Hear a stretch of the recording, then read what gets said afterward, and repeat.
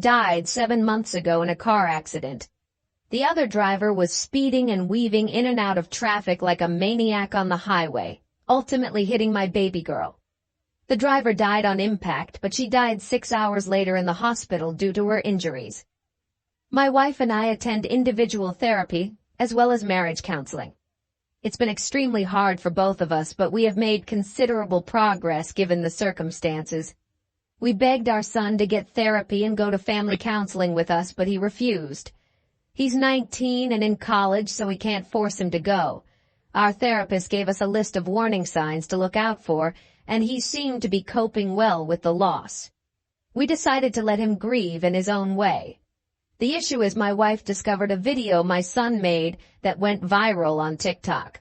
It was reposted by another account. It was a dark humor video. Before and after getting my driver's license, which was her school picture, and then a picture of her gravestone, totaled car. The 3,000 plus comments were extremely fucked up and had similar jokes. We found his account, which had more than one video like this. Us Then versus Now, which had a baby photo of them, and then cut to a selfie of him next to her hospital bed before she died. There were in total 5 different posts similar to this, each similarly more disgusting. My wife was inconsolable. She had a severe mental breakdown. I had to take her to the ER so she can be sedated and given fluids due to her vomiting and hyperventilating.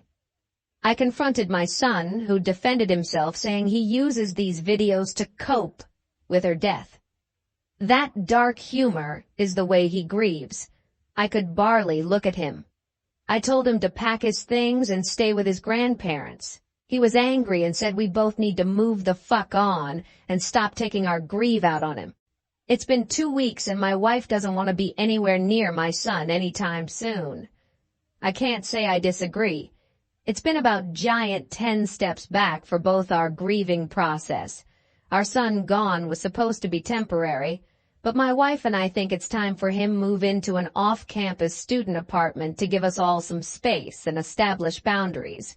We haven't told him this yet, but plan to when he returns home next week. While he was away, he did apologize in a text to both my wife and I. However, he still insists it wasn't wrong for him to post those videos publicly for millions of people to see. He believes we are being too dramatic and taking it too personal. It took me threatening to disown him before he took down the videos.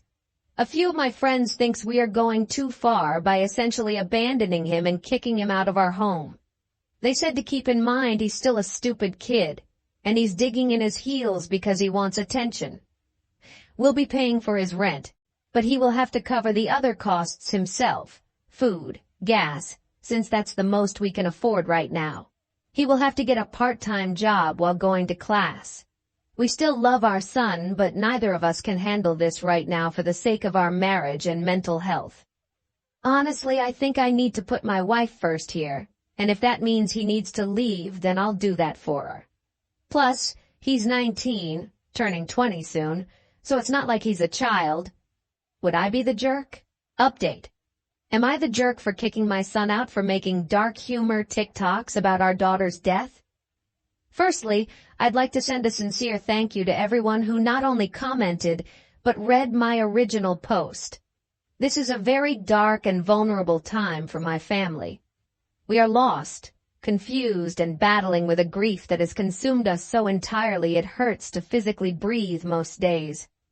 Secondly, my son is a good man, son and brother. He loved and cherished his sister deeply, and I know in my heart that it was never his intention to make light of her death. Nor would he ever intentionally hurt his mother, myself, or anyone. It's been an emotionally exhausting and draining last few hours for both my family and I. However, I am happy to provide a bittersweet update for all the wonderful people who took the time to read my original post. You all helped me realize I needed to act now and fast if I were to ever repair our family. I called my son on the phone after reading the comments. I asked him why he posted those videos. He said he was just hurting. We were quiet for a while. His voice broke when he asked if me and his mom still love him. I failed my son. I failed him. What he needed was a father who gave unconditional love, support, and protection. He needed his dad. I was too stupid, selfish, and angry to see he was hurting more deeply than any of us. We lost our daughter, but he had lost his sister. We needed him to be the strong, mature son for his broken parents, the brave one, the one to shoulder our pain. We took his cry for help as him kicking us while we were down. My wife and I immediately left to go pick him up and bring him home. What I saw was a broken little boy needing his mom and dad, not the pathological monster our grief painted him as. He had visible bags under his eyes and lost a lot of weight. We were too blind to see it. We both profusely apologized and will be showing him how sorry we are for the rest of our lives. We vowed to do right by him. We all cried together on the couch for a while. Our son is taking a year off of school to heal and work on his mental health by his request. He also agreed to attending weekly therapy. He will be home with us. We will also be seeing a family therapist. My wife is seeking medication to get a handle on her panic attacks. I signed up for a grief support group specifically for fathers.